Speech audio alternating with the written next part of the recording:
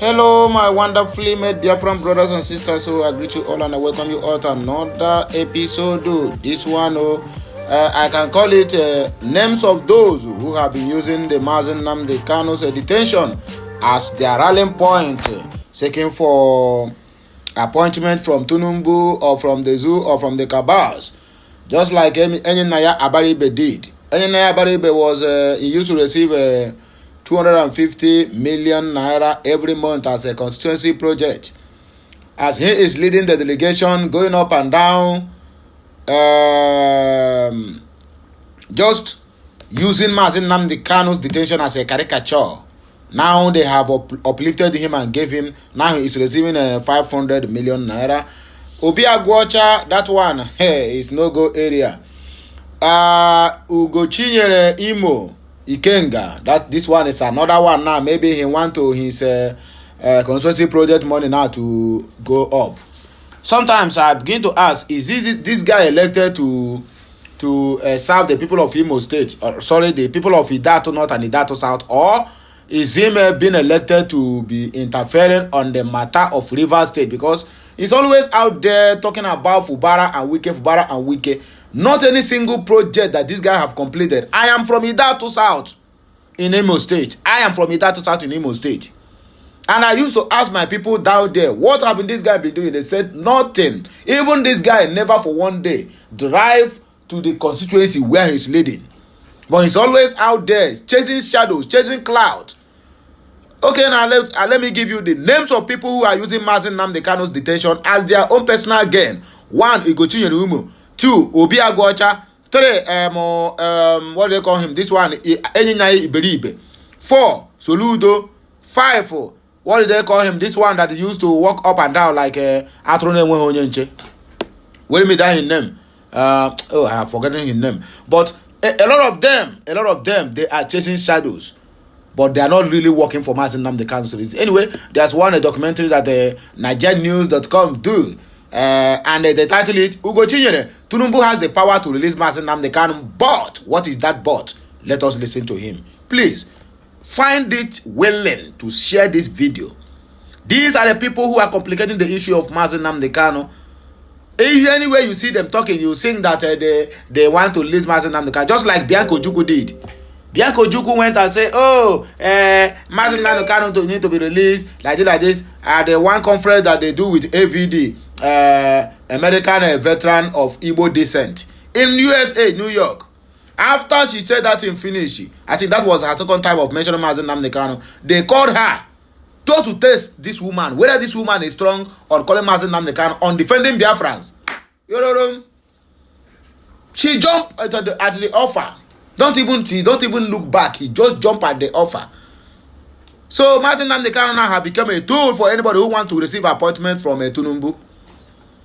Bianca, anywhere where Ojukwu there, even though know his father, will be very, very ashamed of that woman. Anyway, let us listen to this another scallywags who taking that they are fighting for Mazi Nnamdi Kanu, but are not. They only try to complicate the issues because of their own selfish gain. Let us listen to him and hear what he got to say. Please, I beg you again, make sure that this video goes viral. We need to map out these people because their days are numbered in Biafra land. Immediately correct it. So I'm so happy that the president realized that was a huge national embarrassment, if not international embarrassment, and they moved in to correct it immediately. Even why some hanger on were even trying to justify it for him. You can see why at times leaders get into this part of shame at times, because you have some supporters who are very shameless. But I thank God that he didn't listen to those hungry, people I call hungry outlaws who were trying to justify something that was an international embarrassment. So I commend the president for being bold enough to, issue the necessary knowledge and the court striking it out, bringing an end to that embarrassment. And I don't want it to just end there. I think he needs to find out, because those children were starved. So what kind of barbaric and archaic and mundane method of detention? And that goes a long way to show a lot might be going wrong with those detention facilities. It's also important an investigation is conducted to find out the status of these detainees facing different charges. It's like a kind of is it a confiscation site or what? you don't feed them. Look at the way they are looking so tiny, like they are coming out from a civil war or something. So it's an embarrassment, and it goes a long way to show how our detention system have been working. So it should be seen as an opportunity to fix things and correct things. And I thank the president for being bold enough to say that what happened was not right, and then going ahead to ensure that immediately these children were released. But going, apart from that, we should also investigate the status of other detainees in different cases and challenges in those detention facilities to be sure that we are complying with International African Charter on Human Rights and our relevant constitutional provision that an accused is deemed innocent until proven guilty. So you can't use starvation to kill the person even before he's made to have his day in court. And I think I will join to this by also pleading with the president the same way he reacted and responded to the feeling of Nigerians and the international community by discontinuing the embarrassing trial of these minors. He should also listen to the pleas from eminent Nigerians, eminent Igbo leaders, eminent individuals in different parts of the country, lawmakers and so on and so forth, who has at one time or the other called on the president to embark on the path of political solution in the Mazi Nnamdi Kanu case by discontinuing the trial. So you can see by what the president did in the minors case, he has exercised his constitutional power through the Attorney General take under Section 174 thereabout to discontinue any criminal trial, even treason that has a murder charge at any stage of that trial. So now that you have invoked it for this case that we are charged for treason, also invoke the same Section 174 thereabout in the case of Mazi Nnamdi by discontinuing the trial. The trial has it has prolonged the return to the path of peace in the East. It has cost the East so much. It has even cost the country so much. There is of insecurity, there is loss of life, there is killing, there is destruction going on left, right, and center with accusation and counter-accusation surrounding it. What a listening president will do is to say, okay, let's find a political solution, and which is to discontinue the trial of Mazi Nnamdi Kanu, release him on bail, and then embark on the path for finding sustainable solutions to those security challenges. Remember, under Section 14, the primary responsibility of government is the protection of lives and property. So why do we have government? If government cannot protect lives and property, if government cannot listen to the people, if government cannot do things that can bring stability, then it's not government. So what I'm saying in effect is that this is a government, and they should live up to their responsibility by listening to what the people are asking for. When we had challenges in Niger Delta, when the bombing of oil pipeline, kidnapping of oil workers, killing of oil workers, there's a lot of atrocities that was happening there, whether right or wrong.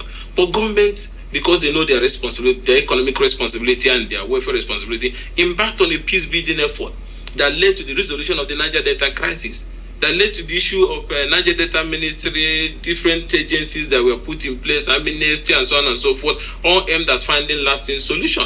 Even the security and pipeline contract was also given to Niger Delta people, and a lot of incentives that was given to Niger Delta people, and peace returned. And then when you had challenges in North Central, Buhari government was tinkering around grazing route, farm settlement, and all sorts of things, even though some of them people didn't find it funny. Those one that has to do with taking away people's land, because they believe that some of the businesses that are leading to this conflict are private businesses, so they should be handled the same way private businesses are being. But government still went extra mile for that to say, okay, let's see how we can help them as Nigerians to be able to do their business in a way that it is less criminal and so on and so forth. So government did that. Even as bad as Boko Haram issue that has to do with somebody waking up because of whatever belief, killing people, beheading people, there's a heinous crime, bigger than even treason. But still, government went on negotiations at different times. Government went on rehabilitation. Imagine rehabilitating a murderer that enjoys beheading. But government still was doing it because government wants lasting and sustainable solution. Now, issues that were, triggered by injustice and unfair treatment and exclusion and so on and so forth leads to this agitation in the East. Up till now, the federal government has not sit down on the table to discuss with Southeast leaders and Southeast youth.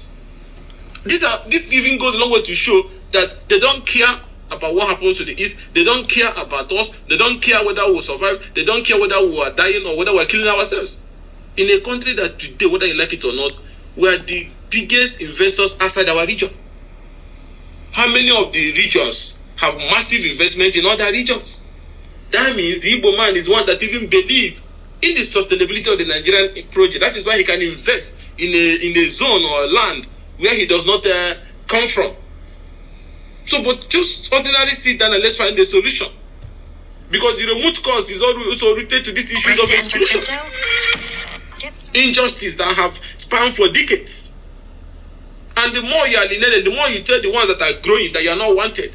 And that's why you see the result to all this crisis that have brought instability. Now, instead of finding a way to calm nerves and restore it, you go about showing them, I don't care about you. So I'm using this as I'm commending the president for freeing discontinuing the treason charges against those kids. Also begging him that exercise the same constitutional provision under section 174 thereabout, and let the Attorney General issue a nullity and discontinue the trial of man. And especially at the time that the judicial system has made conclusive pronouncement at different times, Federal High Court, different court, that this trial has no legal basis. At least in these cases there have been final pronouncement, but you're still fighting and must prove that he's guilty. That means hate. That means you hate the tribe. Because there's judgments of court that have said, release him. The invasion of his house was an attempt to assassinate and kill him. Everybody saw the day the people invaded. There was no cause for that. And the people were beheaded and killed and massacred in tens. And the man ran for his life. Nandi did not run away or jump there. He invaded somebody's house. Just like the time those murderers from my area, in the name of politics, invaded to attempt to behead me and killed some of my family members. Didn't we flip? At the end of the day, when we were able to survive, are we going to, even if I was on bail, I should keep the head so that they can cut it off like ancient Greece. So the man had to run to survive. And then the extraordinary rendition is unknown to our law. It was a clear case of kidnap and abduction, which the court have also declared as illegal. So I've been issued there's even no trial. So why isn't Nandi still in detention? Because he's an Igbo man. That's why you have the same another traditional ruler that is kept in Lagos prison that the Lagos State government is trying. Because he said, if you don't stop attacking our businesses, if you don't stop killing our people, we are going to bring help to defend our place. Instead of you dealing with the hate that your people are projecting there in Lagos, that is leading to killing of our people, burning of our businesses, because we are exercising our constitutional right to either vote or choose leaders. You went after the traditional ruler who spoke in defense of their people because they're an Igbo person. Other people in that same Lagos, both the traditional ruler has called for genocide against our people. None of them were charged. But he now said that if you don't stop burning this market that Igbo people are trading, if you don't stop throwing us into lagoon, if you don't stop attacking our people, that I will invite the ESN to come and defend the people in Lagos. That's what he said. And then all of a sudden, they dump him in court. They are prosecuting him, and they have dumped him in Kirikiri. That our traditional law is still in Kirikiri for almost 3 years now or more. They're not ready to prosecute him. Shawolu left him there because an Igbo man. So if we want to be one Nigeria, we should be honest and stop being stupid about the lies. In Igbo, they say, when you do the child the way you're doing this other child, they will be happy. Are you doing us the same? You're not doing us the same way. Do we want to build a country, a nation, or are we running a geographical expression like our world also said? If we want to build a nation, that even though the tongues and religion may differ, but in brotherhood we can still stand, then you have to behave like a family, like a brother. You resolve the Igbo issue. Don't pretend like you don't know it's existing. You will not have stability. Let us see ourselves as one honestly and root it on that principle of justice, equity, and fairness. If you know what if they do to you, not like, why are you doing it to an Igbo person?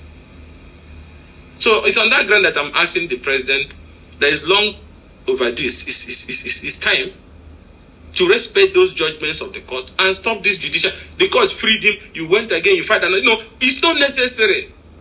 We're looking for peace and stability. 70% of our people today will take Mr. President seriously when he talks about building a nation, uniting our people, bringing us together, making us to believe that he's about to renew hope, which includes justice. You have to renew my faith in the justice system, in the equity system, in the fairness system. That our people, 70% of our people believe that if President wants us to take him serious, he should first of all release Mazi Nnamdi Kanu and find a way to go to the table to find a permanent political solution to the challenges facing our people. Then we can take him serious. That's the way our people feel. Any of the Igbo leaders can come to Abuja and be lying to him. Those ones I call outlaws. They can be saying all sort of nonsense. But down there in our place, they want this issue resolved, so that our people can now pick up what is left of their lives and move on. Because this issue is causing instability in our place. Farming activities is zero. Businesses are going down. Most people are no longer returning back. So resolving it starts with, okay, political solution, we'll give him bail. Then we'll go to the table and look at the issue. There's issues that led to those agitation. Those issues have been with us since 1960. Democratic leaders now also live with so much hypocrisy and incompetency and so on and so forth. They were now flashing it in our face like we don't belong. It's not about Nnamdi Kanu. Even if we take out Nnamdi today, the other generation that is coming are also having the same feeling rooted in their hearts. You see, have another person rise up. So finding a solution to them, a permanent solution should be the concern of every genuine leader. Because for how long are you going to keep treating people like that and expect them to believe? In this era of technological advancement, social media and everything, information moves so fast. So it's not the way you can hide informations. People have opinions based on your actions. And coming from somebody who has fought the Deco days, democracy, inclusion, and so on and so forth, I'm just surprised that we're still having this conversation 1 year or going to 2 years in office. Just because of Abiola's election that was robbed. They floated the Deco, they fought. Some of them were charged for treason. There was bomb blast that time, remember? Even though there was accusation whether it was Abacha that was throwing the bomb or it was in the Deco people, Tinubu them were throwing it. There were the same transmitter and they kind of was using fire medium and Tinubu, we had their own transmitter, radio Kudra, radio this. They were transmitting into the airways. Because they said they wanted the mandate to be restored. Now these people are asking for justice, equity, and fairness. The same thing. So what to do? The Nedeko issue and the bill issue was resolved by compensating them with allowing them to run for the presidency by almost all the key stakeholders. Since that time, they have ruled almost 2 times now. But nobody cares about our own people. So how do you think the young people are feeling down there? They feel disconnected. They feel angry. In a country that they are working so hard for. All they are asking is for justice, equity, and fairness. That's what this selective application of democracy, selective application of the justice system, selective application of political opportunities, selective application of the electoral, everything that has to do with the East, the method is different. Even the way you mount roadblock in the East, like is an Afghanistan that America just left from. From just Asaba, you be coming from Abuja, 1 or 2 checkpoints. By the time you get to Asaba, you are trying to cross the river Niger. From that place to where you see 48 checkpoints. What are you doing there? See, crime is still everywhere. It has turned into a collecting point for police or security agencies who are on those roads. Extorting the people, making them feel like you just want to annihilate them at all costs from all fronts. So these things are wrong. And like I said before, a true nationalist will focus and believe that equity, justice, and fairness is the fulcrum and the foundation for a united and peaceful country. Anybody that is talking about peaceful country without discussing the sacred core principles of justice, equity, and fairness is talking nonsense. You cannot have a united country, you cannot have a stable country without sitting down to address these core principles of justice, equity, and fairness. Not just by addressing it, but showing it in your body language and conduct. Today, you have a country that the Igbo man is not chief of army staff. The Igbo man is not IG. The Igbo man is not DG of DSS. The Igbo man is not custom CG. The Igbo man is not immigration head. The Igbo man is not central bank. The Igbo man is not finance minister. The Igbo man is not federal inland revenue. The Igbo man is not director of military intelligence. The Igbo man is not NSA. But still, they still believe. All they are asking is not even if you share those things with them, but restore peace in our place. Consider it a matter of national importance that peace will return to the East. We want it to make that a priority. That's all our people are asking for. And that we're not getting it up to now. So it's not that anybody hates anybody or no. The hand with which you extend, that's the one we should receive. They are giving us bitter lemon every day. Look at the infrastructure in our place. Look at our major highways in the East. Look at our markets. Look at our energy situation. Look at the employment rate of our people in civil service. Look at the business opportunities available. Everything is self-help for our people. Business, building, everything. Even rehabilitation of our people that have been displaced since this crisis has started. Not even single one person. The Igbos are builders. The Igbos are nationalists. That is why they invest in every part of Nigeria. Just show them by your body language that though tongue, religion, everything will differ. But in this our brotherhood, we will rise, we are one. So I don't hear them, that is the end of it all. This one, the voice you just heard is the voice of Ugochinyere Imo Ikenga. He is one of the rep members. Whether he's honorable or dishonorable, I cannot tell. But I want you to do me a favor. Let me know what you think concerning this message at the comment section. I'll be right back. Don't play, or you're gonna learn the hard way. Like, share, comment, and subscribe.